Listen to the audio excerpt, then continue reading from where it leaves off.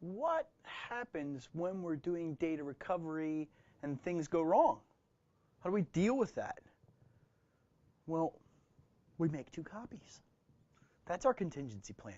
We say we're not going to copy it once, we're going to copy it twice. We're going to acquire the drive. Hopefully we can get back to that drive as evidence, and we can take that, put it in an evidence bag, and open it up and then do another copy. But a better thing to do would be to just touch the evidence as little as possible. So drop it into our disk duplicator and set two drives to actually copy to both at the exact same time. That's a good contingency plan. Also, you may want to use more than one bit streaming tool to actually get this done, so you can pull two independent copies of this particular drive. That means that you're imaging twice because you think that one tool is going to fail. I personally think that you don't use software tools.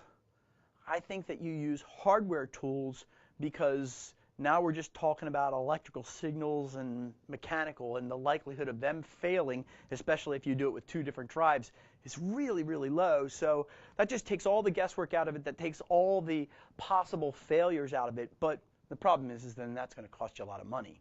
I mean, the DD tool is free, except for the fact that you have to have a disk drive of sufficient size. But some of these tools that we're going to see in hardware, they couldn't break the bank.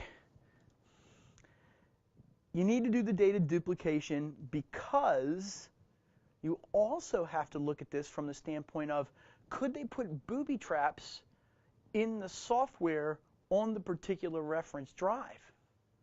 So you need to have two copies, your reference set that you make copies of, and your working set, the one that you actually work on, in case you decide to install that particular operating system as an image to a virtual machine, and you find out that in fact that when you do this, as you boot the machine, if you don't key in the password, it deletes all the data on it, so you need another copy at that point. So, what can happen is you can have failures, and you can have fragment errors, and you can alter or destroy the swap file, and you need an extra copy to work from. So duplication, we're talking about wearing a belt and suspenders to protect ourselves. Give ourselves as many working copies, give ourselves as much chance for success as we possibly can. Now, when we talk about volatile versus non-volatile, we talk about static and live. So these are terms. We say volatile, non-volatile outside of the EC Council, but the EC Council uses the terms static and live, and you have to be prepared for that.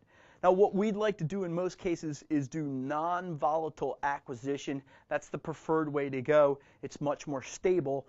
Live or volatile acquisition also has some problems. According to the law, we say there's no changes to these disks whatsoever, and volatile acquisition equals changes. I mean, that's just all there is to it. Unless you've got some crazy tools in place, your preparation is way beyond the norm there. So it's highly unlikely that you'll have that physical tool in place, and we'll talk about the tribble in a minute. The courts are going to catch up to this. They are going to say, okay, we've moved on from data being stored on the hard drive to data being stored in a volatile location, and they're going to allow us to a little more latitude when it comes to altering that original system, because we're trying to acquire trying to acquire more pertinent, relevant, admissible evidence for the court. So they'll catch up. For now, what we have to do is we have to stick to the non-volatile as much as we possibly can. I think that's going to change pretty quick. Okay, now, when we're doing acquisition, what happens if they encrypt the drive? Today, whole disk encryption is relatively inexpensive for an end user and is being required regulatory-wise in commercial entities for organizations, so that's happening for all mobile media for them. So we'll have to do live acquisition. We'll have to get that password or passphrase for that operating system, for that underlying hardware, to actually decrypt. Sometimes we've even got BIOS protected encryption for our trusted devices that are out there, where they actually have encryption at the hardware level. I actually have a drive by bus link that actually has an encryption key that you put into it. It's an AES 256 key. If you pull that key out of that drive, the drive will still spin, but you can't get to any of the data on it. And if you break it open and you go after the platters themselves, well, they're encrypted with this key that I have physically here. And the only time that that key is actually loaded into memory is when it's spinning and up and connected together. You can't get in the way of that key and actually pull that data out because I've got the key.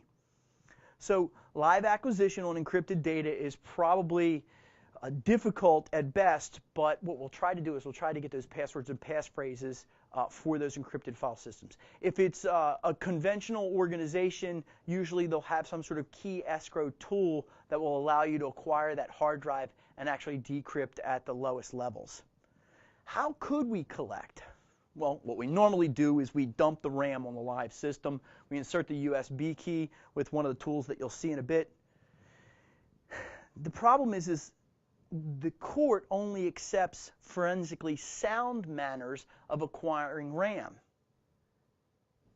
The only tool that actually does that is on the market today that you can purchase is called a tribble. But there is trouble with tribbles. I'm sorry for the joke there. That's the name of the particular tool. The problem is that this tool requires that you have it in place before you actually have a problem.